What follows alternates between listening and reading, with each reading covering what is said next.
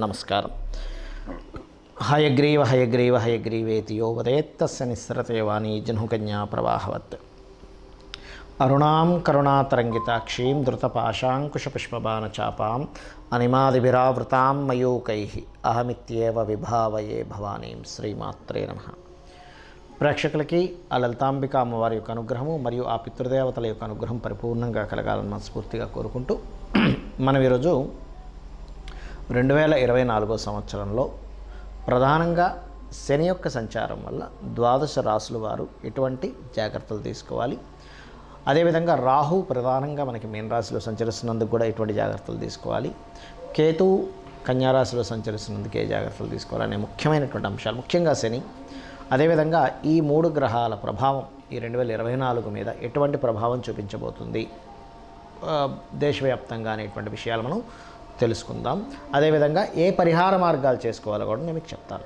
తులాలగ్నము, తులారాశి, తులవారికి కనుక చూసుకున్నట్లయితే ప్రధానంగా మీకు శని భగవానుడు పంచమంలో సంచరిస్తున్నాడు. పంచమ స్థానం అనేటువంటిది ఆలోచన స్థానంగాను, సంతాన స్థానంగాను, ప్రేమ వ్యవహారాలకు సంబంధించిన స్థానంగాను, ఒక నిర్ణయాన్ని తీసుకునేటువంటి స్థానంగాను చెప్తూ ఉంటారు. అదేవిధంగా మరి ఈ శని దేని విషయంలో అద్భుతమైన ఫలితాలు ఇస్తాడు, అసలు ఈ స్థానాలు ఏమవుతాయి ఏమిటి అంటే మీరు తీసుకునే నిర్ణయాల్లో ముఖ్యంగా ఎక్కువ టైం తీసుకుంటూ ఉంటారు. ఒక నిర్ణయం చెప్పాలంటే అప్పుడు అవతల వాళ్ళు మీ మీద అరే ఎన్ని రోజులు తీసుకుంటావు టైం అనేటువంటిది కొంత మీ మీద నింద వేయడం జరుగుతూ ఉంటుంది. కాబట్టి ఎక్కువ సమయాన్ని ఆలోచించడానికే తీసుకుంటూ, ఎందుకంటే శని భగవానుడు ఉన్నాడు ఆలోచన స్థానంలో, అందుకని ఇటువంటి ఫలితాలు జరుగుతూ ఉంటాయి. వీటితో పాటు ప్రధానంగా మరొక్క విషయం ఏమిటి అంటే ఇక్కడ చూసుకున్నట్లయితే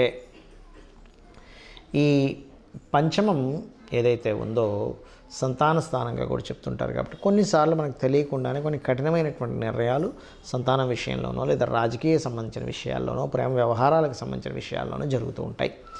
అదేవిధంగా కొత్త ఫ్రెండ్స్ ఎవరైనా పరిచయం అవ్వడం వల్ల, లేకపోతే బాగా ఓల్డ్ ఫ్రెండ్స్ ఎప్పుడో స్కూల్లో ఉన్నప్పుడు ఫ్రెండ్ అండి అని అనుకునే వారి ద్వారా కూడా మీ యొక్క నిర్ణయాల్లో కొన్ని మార్పులు, మీరు కొత్త విధానంగా ఆలోచించడం కానీ కొత్త నిర్ణయాలు తీసుకోవడం కానీ ఇస్తాడు ఇక్కడ. అయితే ఇక్కడ ఈ శని నుంచి తర్వాత స్థానంలో అంటే 6లో రాహు ఉన్నాడు మీకు, అంటే ఈ శని యొక్క ప్రభావం రాహు మీద కూడా ఉంటూ ఉంటుంది. కాబట్టి ఈ శని ఎప్పుడైతే అక్కడ ఉన్నాడో ఈ కలిగించే ఫలితాలు రాహు తర్వాత రాశిలో రాహు ఉన్నందుకు శత్రువుపై జయాన్ని ఇస్తాడు. కాకపోతే ఈ శత్రువుపై జయాన్ని అంటే ఎటువంటి విషయాల్లో కోర్టు కేసెస్ ఉన్నాయి, లేకపోతే ఏదైనా ఒక కాంపిటీషన్ రిలేటెడ్ సంబంధించిన వాటిలో మీరు వెళ్తున్నారు, అందులో సక్సెస్ అవ్వడము, ఎందుకంటే గురుబలం కూడా మీ యొక్క రాశి మీద ఉంది కాబట్టి.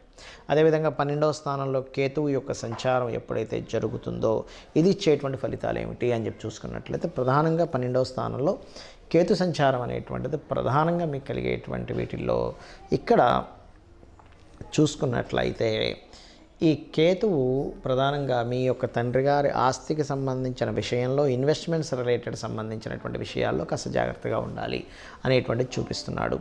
అదేవిధంగా మరొక విషయం ఏంటంటే ఇక్కడ వీటితో పాటు ఈ నార్మల్గా మీరు ఇన్వెస్ట్మెంట్స్ చేసేటువంటి అంశాల్లోని మరియు అదేవిధంగా మీరు ఒక్కొక్కసారి చూడండి మనం తొందరపడి తండ్రి గారు ఆస్తి ఏదో ఉంది ఇప్పుడంత మార్కెట్ లేదండి ఎంతో కొంత రేటుకి అమ్మేద్దామని అమ్మేస్తారు. తర్వాత చూస్తే కొంతకాలం పోయాక అయ్యో రేట్లు ఇప్పుడు పెరుగుతున్నాయి, ఆ రోజు అనవసరంగా నేను ఎకరం 20-30 లక్షలకి అమ్మేశానండి, ఇప్పుడు చూస్తే 1.5 అయిపోయింది, అయ్యో తొందరపడ్డాను అనేటువంటి ఇది ఉంటుంది. కాబట్టి కొంత వెయిట్ చేయాలి. బికాజ్ ఆఫ్ ఇప్పుడున్న సమయం అంతా కూడా ఎలా ఉంది, కన్యారాశిలో కేతు సంచారం జరుగుతున్నందుకు కొంచెం రేట్స్ని స్టాగ్నెంట్ చేస్తూ ఉంటుంది.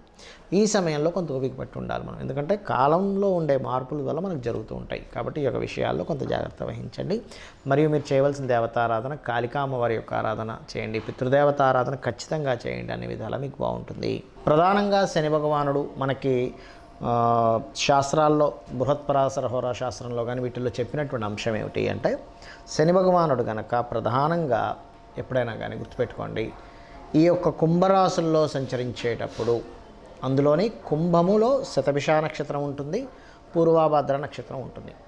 అయితే ఈ శతభిష పూర్వాభాద్ర నక్షత్రం వారు కొంత జాగ్రత్తగా ఉండాలి. ఒకటి అక్కడ కొంచెం తల్లిగారి ఆరోగ్య విషయంలో జాగ్రత్తగా ఉండాలి పర్సనల్గా తీసుకుంటే. కానీ ప్రపంచవ్యాప్తంగా దేశవ్యాప్తంగా మన ఇండియా పరంగా చూసుకుంటే ఏమిటి అంటే ఇక్కడ ప్రధానంగా ఈ యొక్క సారాయి లేకపోతే అంటే మత్తు పానీయాలకు సంబంధించినటువంటి విషయంలో కొంతమంది చూడండి పలానా వైన్ షాప్స్ అవి తీసుకుని ఉంటారు, ఎక్కువ రేట్ పెట్టి తీసుకుని ఉంటారు. అలాంటి వాళ్ళు ఇబ్బంది పడతారు. ఎందుకు అంటే ఇక్కడ మత్తు పానీయాలు అమ్మేటువంటి వాళ్ళ మీద ఈ అంటే మత్తుని కలిగించేటువంటిది ఏదైతే ఉంటుందో గుర్తుపెట్టుకోండి, బండగా వీళ్ళకి ఇబ్బంది వస్తుంది. ఇది బాగా అర్థం చేసుకోండి. ఎందుకంటే చాలామంది తెలియక, అంటే నాకు తెలిసిన వాళ్ళు చాలామంది తెలియక ఏం చేస్తుంటారంటే, సరే నేను ఇదేదో ఇందులో నాకు ఇది లక్కీగా లాటరీ కనుక నేను ఇందులో వేస్తే నాకు గనక వస్తే నేను ఇంతకు అమ్ముకుంటాను, నాకు దీనివల్ల డబ్బులు వస్తాయి అనుకుంటారు. దీనివల్ల మీరు దెబ్బతింటారు. కాబట్టి పర్టికులర్గా ఈ యొక్క జోలికి వెళ్ళకపోవడమే మంచిది. ఇక రెండవది ఏమిటి అంటే, ఈ యొక్క కుంభరాశుల్లో శని సంచరించేటప్పుడు దీంతో పాటు రాహు ఎప్పుడైతే మీన రాశిలో సంచరిస్తుంటాడో ఇది ఇచ్చేటువంటి రిజల్ట్ ఏమిటి అంటే, ముఖ్యంగా లాయర్లు, టీచింగ్ సంబంధించిన వృత్తుల్లో ఉన్నటువంటి వారికి, పౌరహిత్యం చేసేటువంటి వారికి, శాస్త్ర సంబంధించినటువంటి విషయాల్లో ఉన్నటువంటి వారు కూడా జాగ్రత్తగా ఉండాలి. అంటే ఎందుకు అంటే, ఈ రాహువు మాయ అంటారు. రాహువు మాయాకారకుడు. మనకి మీరు కనుక గమనించినట్లయితే కాలాన్ని నియంత్రించేవాడు రాహు. రాహువుకి మేఘము అనేటువంటి పేరుతో కూడా చెప్తారు. అంటే మేఘము మబ్బుల్ని రాహుగా చెప్తూ ఉంటారు. సూర్యుడి యొక్క కిరణాలని కొంతసేపు ఆపేటువంటి శక్తి, అంటే భూమి మీదకి రాకుండా ఆపేటువంటి శక్తి మేఘాలకి ఉంటాయి. ఎందుకంటే మేఘం చూడండి, మొత్తం దట్టంగా మేఘాలు అలుముకున్నాయి అనుకోండి, సూర్యకిరణాలు కూడా రావు, అంటే కొంత లైటింగ్ మాత్రమే వస్తున్నాయి. అందుకే మనకి రామాయణ మహాభారతాల్లో కూడా మేఘనాథుడు, రావణాసురుడి యొక్క తమ్ముడు మేఘనాథుడు ఒకరోజు విజృంభిస్తుంటే అంతటి బలపరాక్రములైనటువంటి దైవస్వరూపం, రుద్రస్వరూపుడైనటువంటి ఆంజనేయ స్వామి కూడా ఈరోజు మనది కాదు, ఈరోజు మనం ఇక్కడి నుంచి వెళ్ళిపోదాం అని చెప్పని అతను అక్కడి నుంచి వైదొలగడం జరుగుతుంది. రేపు వద్దాం కావాలంటే యుద్ధానికి, కానీ ఈరోజు అతనిది ఈరోజు. అంటే ఏమిటి, ఆ మేఘనాథుడు కాలానికి కారకుడు, మేఘములకు కారకుడు ఎవరు అంటే రాహు యొక్క ప్రభావం ఎక్కువగా ఉన్నప్పుడు పర్టికులర్గా ఈ లాయర్లు కానీ, ఈ యొక్క జడ్జిలు కానీ, కన్సల్టెన్సీ సెంటర్స్ నడిపేటువంటి వారు కానీ, పౌరహిత్య వృత్తుల్లో ఉన్నటువంటి వారు కానీ, వీరి మీద అనవసరమైనటువంటి ఇబ్బందికరమైనటువంటి వాతావరణం వస్తే ఇబ్బంది పెడుతుంది. ఇది గుర్తుపెట్టుకోండి. పర్టికులర్గా కుంభంలో శని సంచరించేటప్పుడు, మీనంలో రాహు సంచరించేటప్పుడు, అంటే ఈ క్రాస్ అవ్వాలంటే దాదాపుగా దీని యొక్క ప్రభావం ఆల్మోస్ట్ ఒక 4 years వరకు ఉంటుంది. ఎందుకంటే రాహు మీనంలోకి వస్తే, కుంభంలోకి వస్తే ఒక 1.5 year తర్వాత ఈ శని మళ్ళీ మీనంలోకి వెళ్తాడు. సో ఇది క్రాస్ అవుతూ ఉంటుంది. ఇదొకటి. అదేవిధంగా మనకి కేతువు కన్యారాశిలో సంచరిస్తున్నాడు. కన్యారాశి కేతువు ఏం చెప్తుంది, బృహత్పరాశర హోరాశాస్త్రం ఏం చెప్తుంది అంటే, కన్యారాశిలో కేతు సంచారము రాజులకి ఇబ్బంది అని చెప్తుంది. అంటే ఏంటి, ఇప్పుడు ఆల్రెడీ పరిపాలిస్తున్నటువంటి రాజులు ఎవరైతే ఉంటారో వాళ్ళకి ఇబ్బంది. అంటే ఎటువంటి ఇబ్బందులు అండి, వాళ్ళ యొక్క ఏదైతే పరిపాలిస్తుంటే వాళ్ళ యొక్క రాజ్యం కోల్పోవడం. ఎందుకంటే ఒక రాజుకి శాస్త్రాల్లో చెప్పింది అయితే ఇంకా అసలు మృత్యు సంబంధమైనటువంటి విషయాలు జరుగుతాయని కూడా చెప్పింది శాస్త్రం. అయితే ఇక్కడ నేనేం చెప్తానంటే, ఎప్పుడు మృత్యువే రావాలని రూల్ లేదు, గుర్తుపెట్టుకోండి. ఒక రాజుకి తన రాజ్యం కోల్పోవడమే మృత్యువుతో సమానం.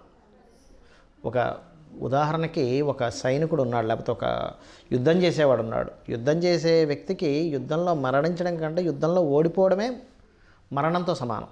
అలా ఏంటంటే శాస్త్రాల్లో చెప్పినటువంటిది అయితే మృత్యుతుల్యమైనటువంటిది మృత్యు సంభవము అని చెప్తూ ఉంటారు. ఎందుకు, కేతు కన్యారాశిలో సంచరించేటప్పుడు. కాబట్టి రాజులు అంటే ఇప్పుడున్నటువంటి కాల ప్రమాణంగా తీసుకుంటే సీఎంలు కావచ్చు, పిఎంలు కావచ్చు, లేనట్లయితే దేశవ్యాప్తంగా ప్రెసిడెంట్లు కావచ్చు, ఈ భారతదేశం అనే కాదు, ప్రెసిడెంట్లు కావచ్చు. అందులో పర్టికులర్గా కాశ్మీర నగరానికి సంబంధించినటువంటి విధిగా చెప్తూ ఉంటారు కేతు కన్యారాశిలో సంచరించినప్పుడు.